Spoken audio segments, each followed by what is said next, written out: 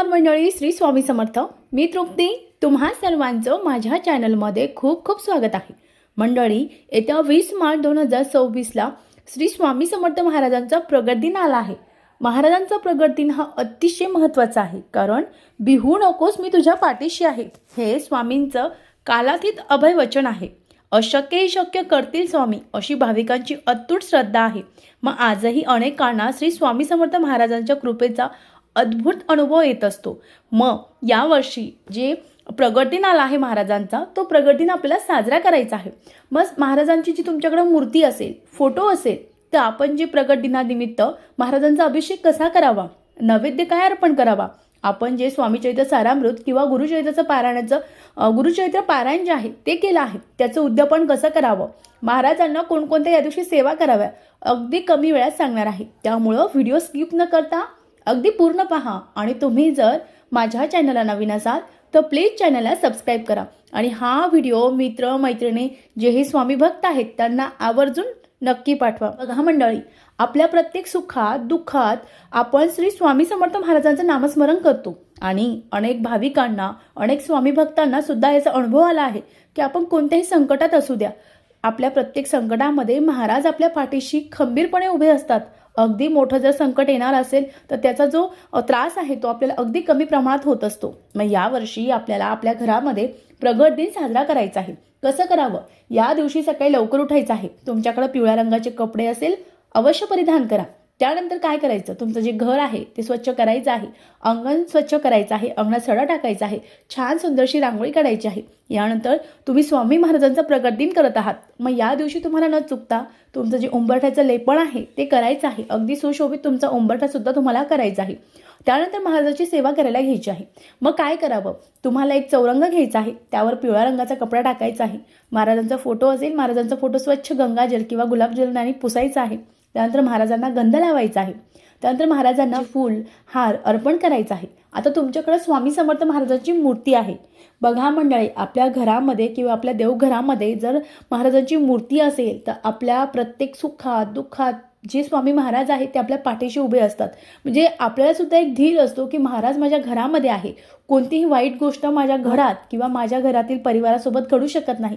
तुमची जर इच्छा असेल की स्वामी समर्थ महाराजांची मी छोटी मोठी मूर्ती घ्यावी, अगदी पितळाची असो किंवा ज्याही मूर्त्या आणखी मार्केटमध्ये भेटतात त्या मूर्त्या तुम्हाला जर घ्यायचं असेल तर तुम्ही येत्या प्रगट दिनानिमित्त सुद्धा मूर्त्या खरेदी करू शकतात। आता आपल्याला जे अभिषेक आहे ते कसं करावं, तर आपल्याला तांबणामध्ये स्वामी महाराजांची मूर्ती ठेवायची आहे। आता माझ्याकडे 2 मूर्त्या आहेत आणि मी आज दोन्ही मूर्तींचा अभिषेक सोबत करणार आहेत। मग त्यामुळे मी प्रथम मोठी मूर्ती ठेवली, त्यानंतर छोटी मूर्ती ठेवली, साईडला थोडेसे फुलं टाकले आहे। आता मी शुद्ध जल अर्पण करणार आहे। शुद्ध जल अर्पण करताना श्री स्वामी समर्थ या मंत्राचा जप करावा। त्यानंतर आपल्याला एकदा पवमान सूक्त म्हणायचं आहे, त्यानंतर आपल्याला एकदा अथर्वशीर्ष म्हणायचं आहे, एकदा पुरुष सूक्त म्हणायचं आहे, एकदा स्त्री सूक्त म्हणायचं आहे आणि त्यानंतर आपल्याला रामरक्षा म्हणायची आहे। अशा प्रकारे आपल्याला ही पूर्ण सेवा करायची आहे आणि एक वेळ आपल्याला स्वामी स्तवन म्हणायचं आहे। स्वामी स्तवन म्हणताना आपल्याला पाणी अर्पण करायचं नाही। अशा प्रकारे आपल्याला जी सेवा आहे ती करायची आहे। आता महाराजांना तुम्ही या दिवशी जे पंचामृत आहे त्याने अभिषेक करू शकतात। अगदी पूर्ण पंचामृत एकत्र करू शकतात किंवा तुम्ही पंचामृत जे आहे ते वेगवेगळं करून सुद्धा महाराजांना अभिषेक करू शकतात। मग काय करावं, सर्वप्रथम शुद्ध जल अर्पण करावं, त्यानंतर आपल्याला दूध अर्पण करायचं आहे। दूध अर्पण केल्यानंतर परत शुद्ध जल अर्पण करावं, त्यानंतर आपल्याला दही अर्पण करायचं आहे। दही अर्पण केल्यानंतर परत शुद्ध जल अर्पण करावं, त्यानंतर आपल्याला जे मध आहे ते अर्पण करायचं आहे। मध अर्पण केल्यानंतर परत आपल्याला शुद्ध जल अर्पण करावं, त्यानंतर शर्करा साखर अर्पण करायची आहे। साखर अर्पण केल्यावर परत शुद्ध जल अर्पण करावं आणि त्यानंतर शेवटी सगळ्यात तूप अर्पण करावं। त्यानंतर महाराजांच्या मूर्तीला परत शुद्ध जल अर्पण करावं। थोडीशी मूर्ती आपल्याला हाताने साफ करायची आहे। तूप थोडंसं काही दही दूध जे आहे ते महाराजांच्या मूर्तीवर राहता कामा नये, त्यामुळे ती मूर्ती आपल्याला पाणी टाकून स्वच्छ करायची आहे। त्यानंतर ताम्हणातून मूर्ती काढायची आहे। मूर्ती काढल्यानंतर स्वच्छ वस्त्राने ती पुसायची आहे। त्यानंतर महाराजांना तुमच्याकडे छोटा चौरंग पाट असेल, वस्त्र असेल ते बसवायचं आहे आणि त्यानंतर आपल्याला महाराजांना तुमच्याकडे टोप असेल, हार असेल, वस्त्र असेल ते वस्त्र परिधान करायचे आहे। तुमच्याकडे असे लोड असतील ते लावा, माळ असेल ती ठेवा। त्यानंतर महाराजांना आपल्याला न चुकता महाराजांना अतिशय प्रिय म्हणजे हिना अत्तर आहे, मग आपल्याला हिना अत्तर सुद्धा महाराजांना लावायचं आहे।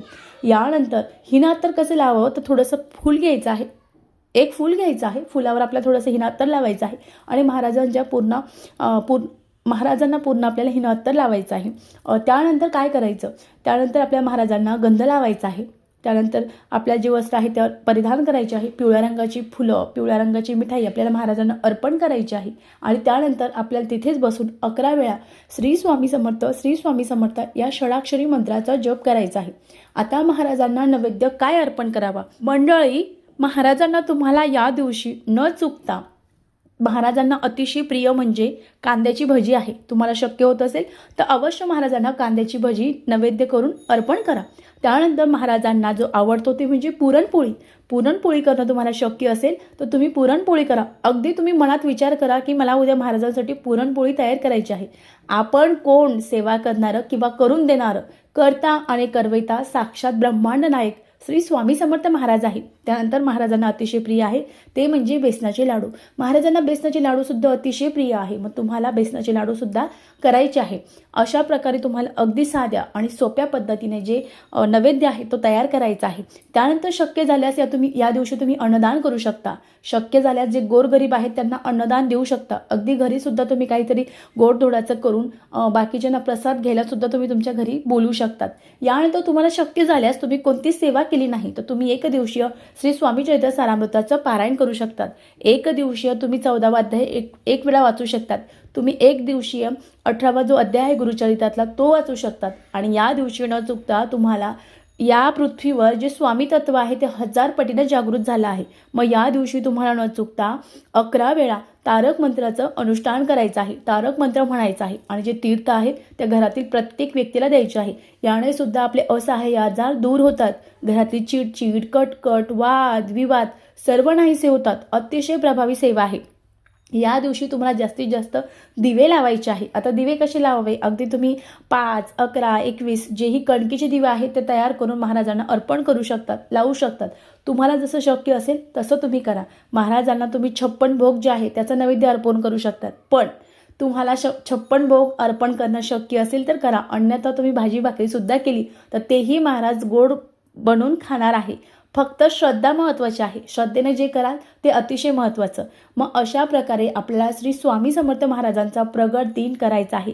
त्या आपल्याला अभिषेक झाल्यानंतर, पूजा झाल्यानंतर महाराजांना नैवेद्य दाखवायचा आहे. आणि त्यानंतर महाराजाची आरती करायची आहे. आरती सर्वांना येतच असेल, पण येत नसेल तर यूट्यूबला लावा. आपल्याला 3, 5 ज्याही आरत्या तुम्हाला ज्या संकेत करता येईल त्या आरत्या करायच्या आहे. महाराजांना नैवेद्य अर्पण करायचं आहे. आणि अशा प्रकारे अगदी साध्या सोप्या पद्धतीने आपल्याला आपल्या घरामध्ये प्रगट दिन साजरा करायचा आहे.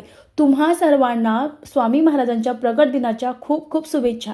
तुमच्या सर्व इच्छा पूर्ण हो हीच मी स्वामींच्या चरणी प्रार्थना करते. व्हिडिओ कसा वाटला, आवडला असेल तर चॅनलला लाईक, शेअर, सबस्क्राईब करा. परत भेटू एका नवीन व्हिडिओमध्ये. श्री स्वामी समर्थ. जय जय स्वामी समर्थ.